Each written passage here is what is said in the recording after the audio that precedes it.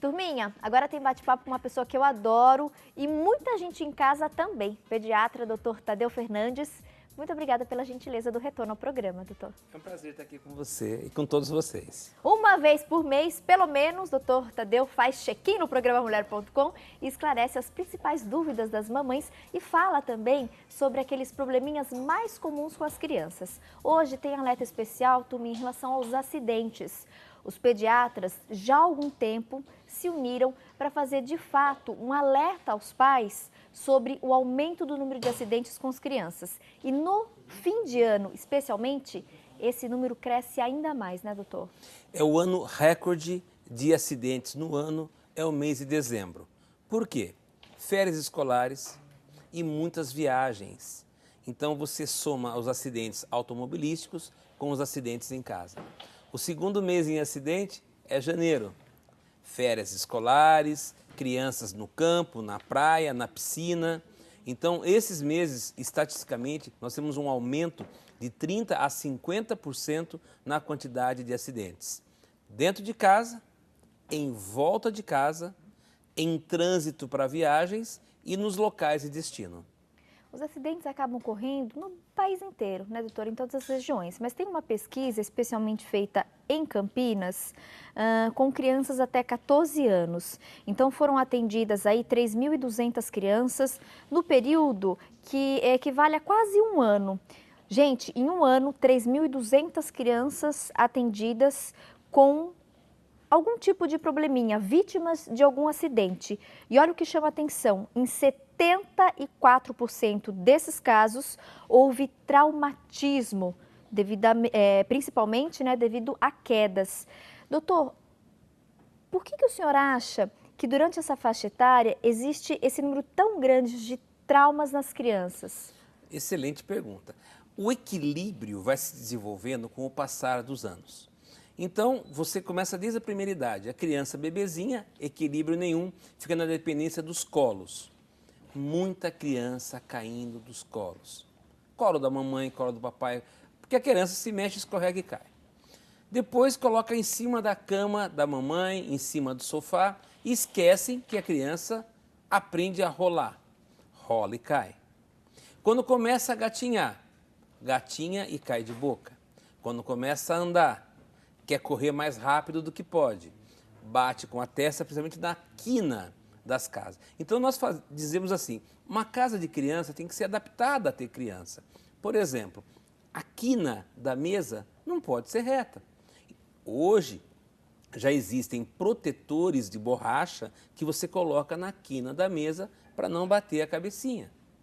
Acidentes na cozinha. Nossa, a cozinha é campeã de acidentes. Que tipos de acidente? Até para o pessoal em casa ficar mais alerta, mais atento, né? O mais frequente é esse. Mamãe está fazendo um bolo, fazendo alguma coisa no forno.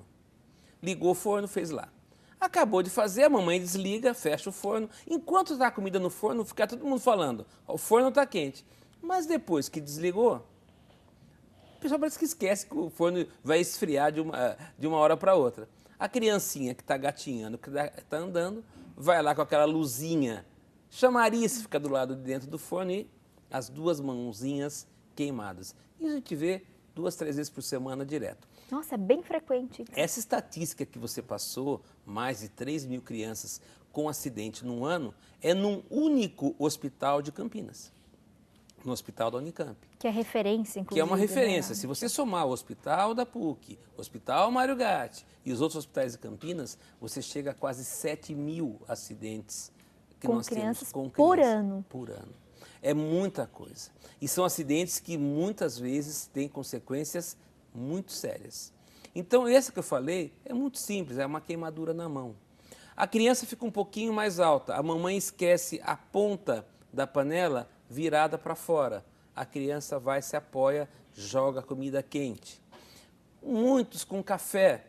A mamãe está lá comendo o café da manhã, tomando sua xícara de café, a criança está no cadeirão do lado, a criança puxa a toalha, vem tudo em cima dela, inclusive coisas quentes.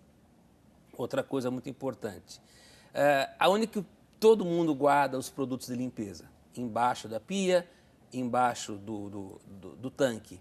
A criança que está gatinhando e está olhando, para tudo e a criança, a cor, ela olha para a cor, Chama atenção. chama atenção. E que cor que são hoje os desinfetantes? Verde, vermelho, amarelo, aquelas cores picantes. E como agir, de repente, numa situação como essa, doutor, que o senhor exemplificou para a gente? De repente, eu percebo que o meu filho, meu sobrinho, enfim, alguém ali da casa consumiu um pouco daquele líquido, daquele desinfetante, ou mesmo, às vezes, um remedinho do vovô, teve acesso ali à caixa de medicamentos, acabou consumindo medicamento. O que é a primeira coisa que eu tenho que fazer nesses casos? Você tocou num ponto muito interessante que eu sempre brigo com as mães. Mamãe, quando você for dar remédio para o nenê, olha, toma uma balinha, toma que é docinho, toma que é gostosinho. E a criança passa a entender aquilo como uma balinha, uma coisa docinha. Não, você vai tomar um remédio porque você está com uma febre.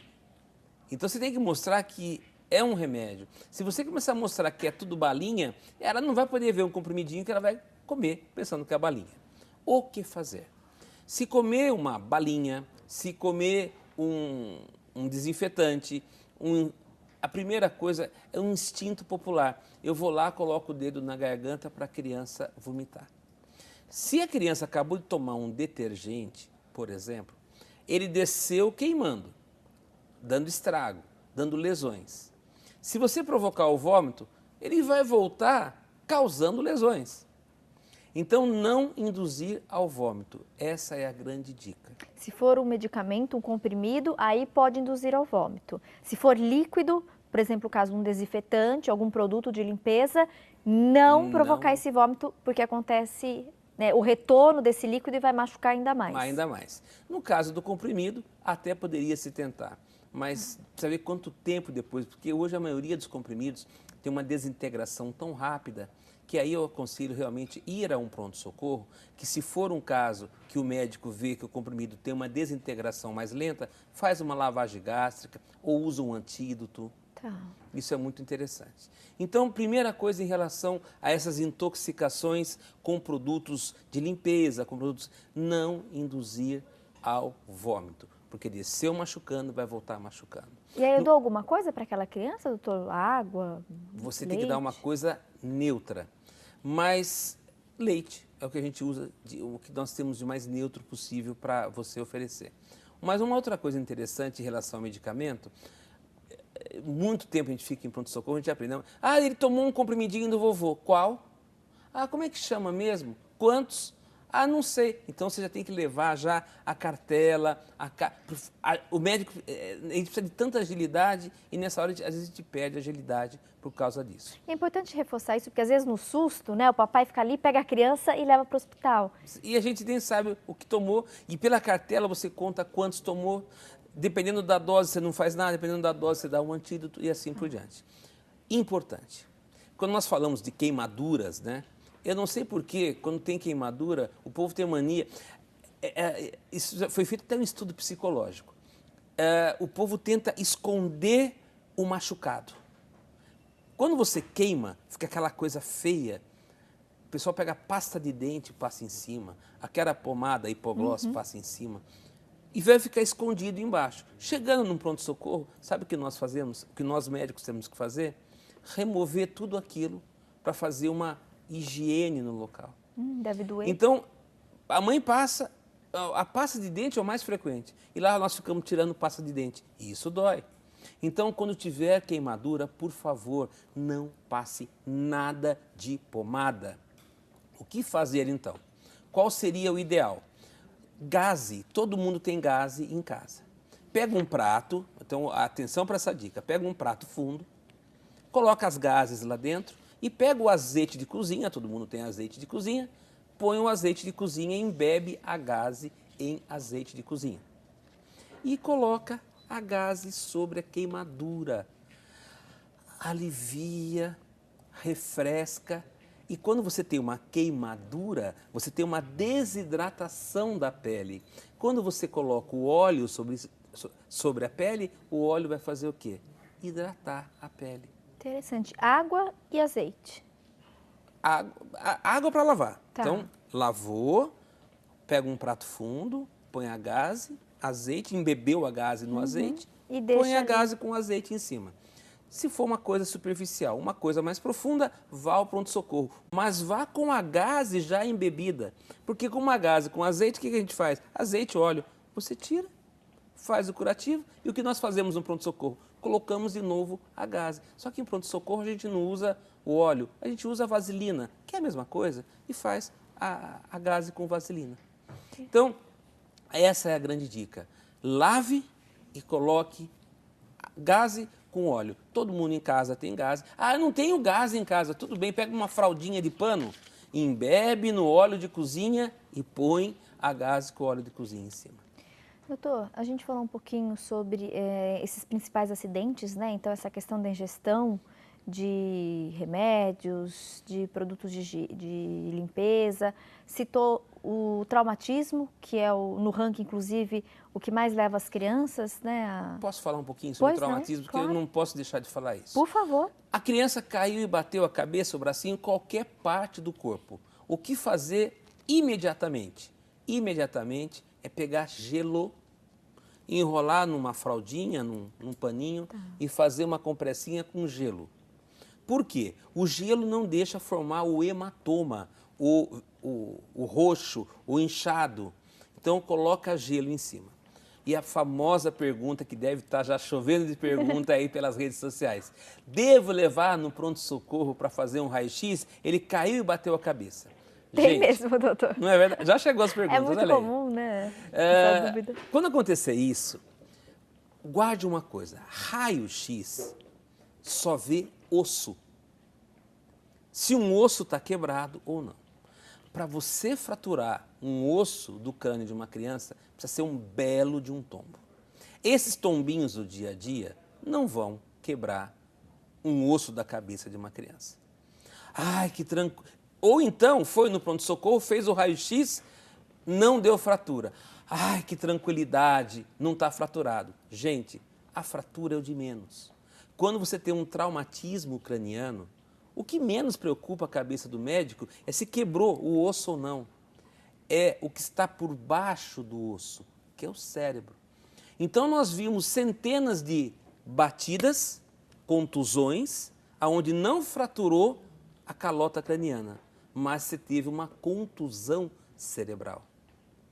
Como é que nós avaliamos isso lá no pronto-socorro? Através de um exame sofisticado chamado ressonância magnética, que a gente não vai fazer para todas as crianças. Então aí vai a dica para você. A criança bateu a cabeça em casa ou qualquer parte do corpo, gelo no local. E qual o próximo passo? Observação. Porque se teve uma contusão cerebral, a criança vai começar a ficar com tontura, ela vai andar cambaleteando, ela não vai conseguir se firmar sobre as duas perninhas, ela vai começar a bambear, ela vai reclamar que não está te enxergando, ela vai reclamar que o mundo está tonto, está virando. Esse é um sinal de contusão cerebral. Imediatamente correr para o pronto-socorro. Uma outra lenda. Ai, bateu a cabeça, não pode dormir. Às vezes a criança, coitadinha, está na hora de dormir, fazendo arte para não dormir, bate a cabeça. Ai, porque não pode dormir, porque não pode dormir. Pode dormir. O que não pode é ficar sonolenta fora de hora. Por exemplo, agora bateu a cabeça, não é hora de dormir, estamos no meio da tarde. Opa, ficou sonolenta numa hora que não é a hora de dormir. Aí é um sinal de alerta. Aí é um sinal de alerta. Então, são esses sinais que vai informar o médico. Então, não se tranquilize com o raio-x normal. Importa mais a observação do estado neurológico da criança do que qualquer outro exame. Perfeito, tá? Então, mais um alerta feito pelo doutor pediatra, Tadeu Fernandes, a quem mais uma vez a gente agradece sempre o carinho com o nosso público. Provavelmente não te encontre mais até as festas de fim de ano, doutor, então já antecipo aqui, viu, os desejos de boas ceias, boas confraternizações, que o senhor tenha um Natal iluminado. E em 2015, quero o senhor aqui para a gente continuar esclarecendo o nosso público sobre essas dúvidas tão comuns em relação aos cuidados e educação dos filhos. E sempre lembrando, agora nessas festas finais de ano, a melhor vacina contra os acidentes na infância é a prevenção. Vamos prevenir. Um Feliz Natal, um bom ano para todos. Boa passagem de ano. Até 2015, doutor. Até lá.